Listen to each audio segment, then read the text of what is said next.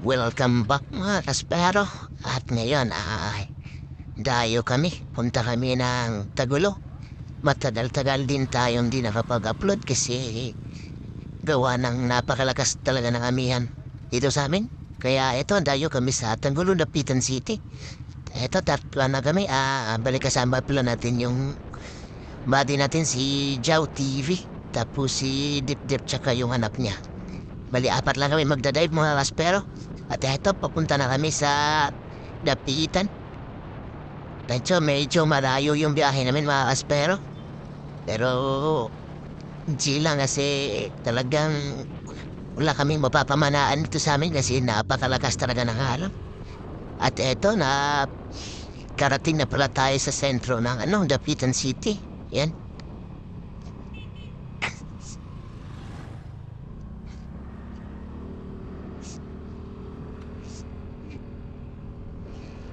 Ayan na yung nila, City Hall.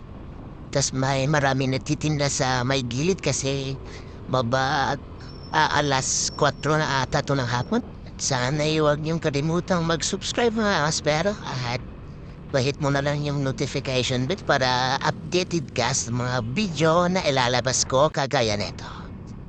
Tapos eto, nakarating na pala tayo sa Tagulo. Ito yung spot na pamamanaan natin.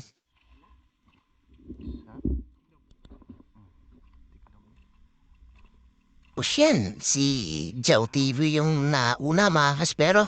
Tapos yan, si Dip Dip, tsaka yung anak niya, si Lunglong, isang batang spero. Dito na kami sa may dulo ng Tagulong mga kaspero. Ayan, hindi niya si Jow TV, si Lunglong tsaka si Dip Dip. At medyo malinaw po yung dagat mga kaspero, medyo kalmado. Kaya dive na tayo mga kaspero. Ano kaya ating unang isda at ating buhay naman, no? At dive ship sa aming apat at sana'y makadali kasi medyo malayo yung dayo namin mga kaspero.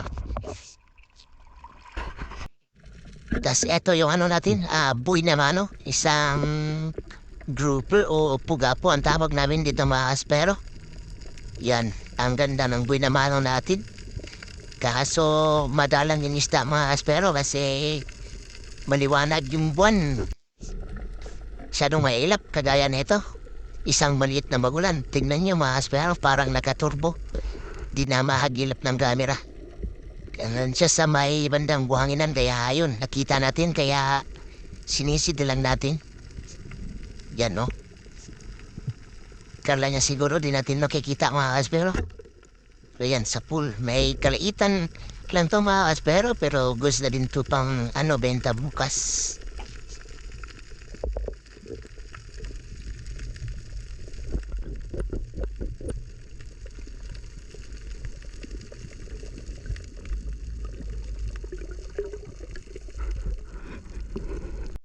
Tapos eto, nakakita ulit tayo ng bagulan mga kaspero. Medyo malaki na rin, mga nasa higit 1 kilo mahigit na to mga kaspero. Yan, swerte mga kaspero. Talagang lumalabas kasi ang ganitong klase ng isda mga kaspero kapag medyo maliwanag yung ban. Tapos lalo na kapag yung season na nila napakarami nito mga kaspero. Tas ang lalaki. Medyo may mga kaliitan pa lang ito mga kaspero kasi hindi pa kasi nila season. Ito mga kaspero, na pala kami? Sugba. Sugba lang yung namin mga kaspero kasi hindi kami nakapagdala ng suka. Tapos yan. Yan si Jow TV natin mga kaspero. Yan na yung pagsasaluhan namin mga kaspero yan. At yung maliit na bagulan ay namin, sinugpa. Tapos eto, dahil bulit, medyo lumalakas na yung alon mga kaspero. Sana ay pagpalain pa rin kami kahit malalakas na yung alon mga kaspero.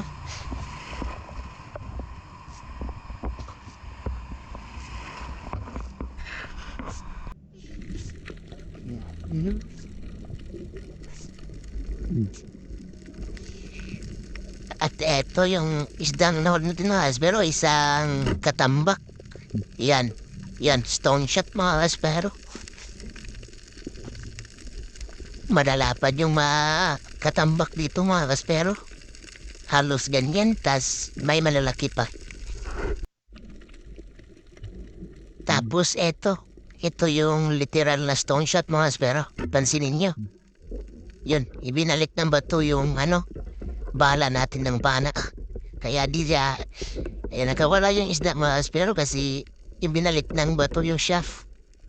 Tas nagtilod nila ako ulit at pinana yung goldfish mga kaspero or timbungan kung tawagin sa amin.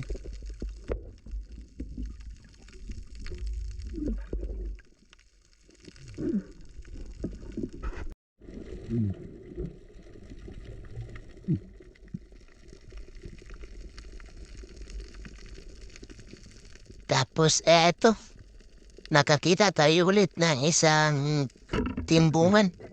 Yan sa pool. Kaso nakawala kasi napunit yung tiyan mga kaspero kaya yan. Dinakot na lang natin. Yun. Nahuli naman. Tapos sunod-sunod na yung mga kaspero. Timbungan ulit. Nasa ilalim ng bato. Yun, stone shot. Ganda ng patama. May kalakihan na din to mga kaspero. Isang goldfish. Tapos dito ay nakakita tayo ng 3 pirasong samaral mga kaspero. Yan. Stone shot natin yung isa kaya nag-reload tayo sa ilalim. Kasi yung dalawa ay nasa unahan lang di naman sila lumayo. Medyo maamo. Tapos pinana natin yung isa ulit. Yun, tinamaan ulit. Tapos yung isa ay papunta kay Joe TV kaya sinenyas ko na lang. Tapos nakita niya tas pinana niya. Kaso nung kuha niya ng isda ay nakawala yung isda mga kaspero kaya yan. Nag-reload ulit ako. Pero yan, pansinin yung gagawin ni Joe TV mga kaspero. Di niya pinana mga kaspero. Kinamay na lang niya, yan. Grabe si Joe TV mga kaspero. Kinakamay lang niya yung samaral or kitong. Yan, nakabali 4 kaming samaral. Nakahuli din pala siya ng isang samaral. Siguro kagrupo nila din to. Yan, bali 2 yung huli niya, tas sa akin din 2.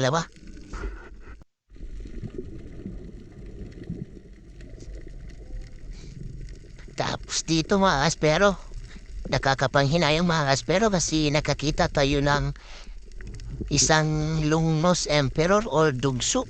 Kaso, nung pagsilip ko ay nawala siya sa bato, di ko alam kung saan pumunta o lumangoy mga kaspero. Kaya yan, hinahanap ko. Kaso wala talaga mga kaspero. Estimated ko dun ay mga nasa 3 kilo pataas. Napakalaki kasi mga kaspero. Sayang. Tapos samaral ulit. Patay kang samaral ka. Yan. Ganda ng patama mga kaspero. Ang lapad nito mga kaspero.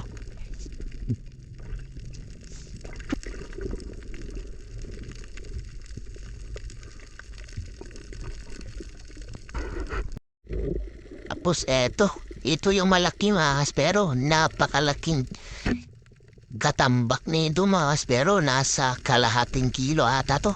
Ang laki mga kaspero. Grabe. Yan. Sobrang laki niya mga kaspero. Tapos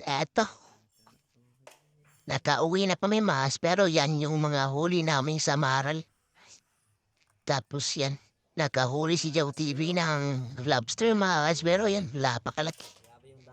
Tapos sinisiparit namin yung mga malalaki at maliliit mga kaspero para maibenta na din namin. Tapos yan si Dip Dip. Tapos yan. Ay laman pa yung isang foam namin mga kaspero. Nandyan yung mga huli ko. Yan, ang laki naman na na to. Lobster or tawag sa amin dito ay banagan.